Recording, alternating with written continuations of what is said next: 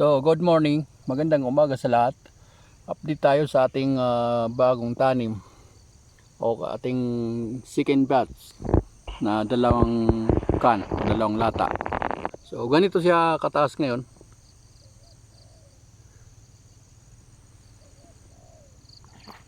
At ganyan ang lagay niya ngayon. Dahon at taas. Halos lahat ay pantay-pantay.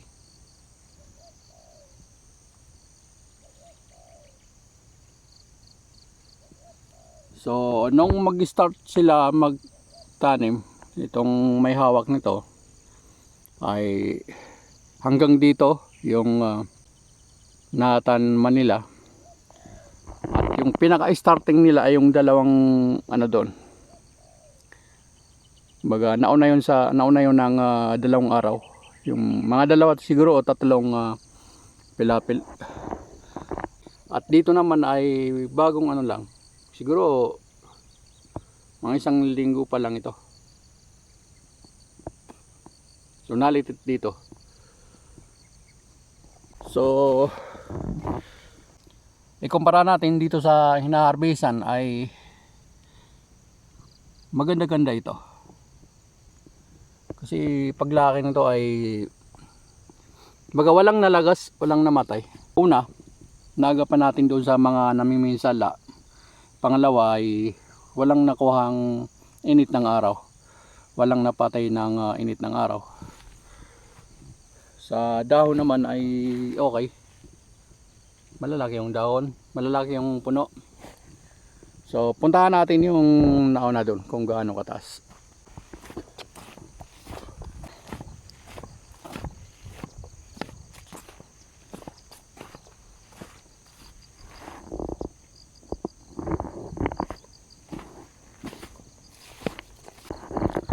So ito yung nauna, matataas, pero halos parehas lang din. At hindi pa nalinisan, hindi pa sila nagdamo o naglinis sa pagitan. Yan. Bagamat ganyan ay mayroon din namang hindi pa mahabol. Gitna tayo.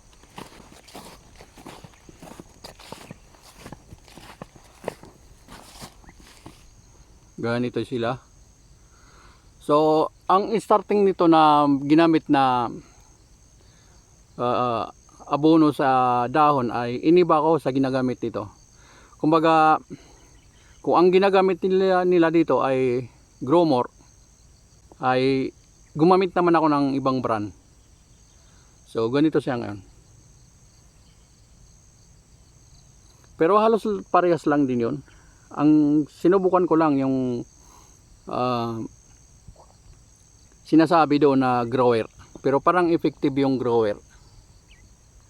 Kasi matataas na kumpara sa ibang atsal sa ganitong edad ay parang mataas ito. Baga parang naunat siya ng mabilis.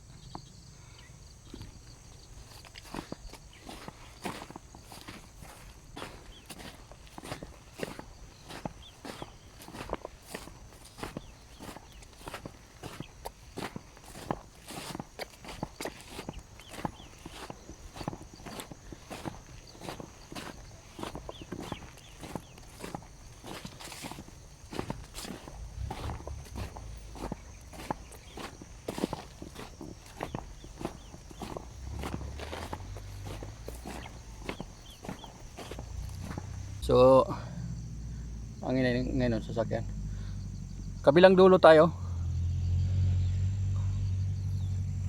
Halos parehas lang din.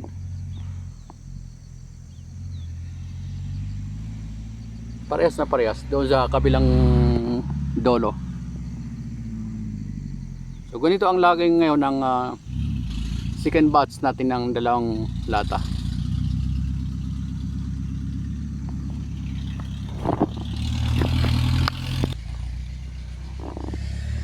Itong dalawa dito ay hindi pa sila nagtanim, ay sinubukan nila ito. Baga batang bata pa lang itong binhi ay nagtanim sila dito ng dalawang botas o tuhol ay ito na ngayon. Malaki kumpara dito sa kasalukuyan. Ito kasi nauna ito ng mga 2 linggo o 1 linggo. So pamulaklak na siya. Kaya palabas na yung dalawang sanga, pati na rin ito. So ibig sabihin, mas maagang pagtatanim ay mas maganda kumpara doon sa binhi na late siya o lampas sa edad. Kasi ito napakaganda at pamulaklak na, kumpara dyan ay wala pang reaksyon para sa bulaklak o sanga man lang. So maraming salamat, magandang umaga.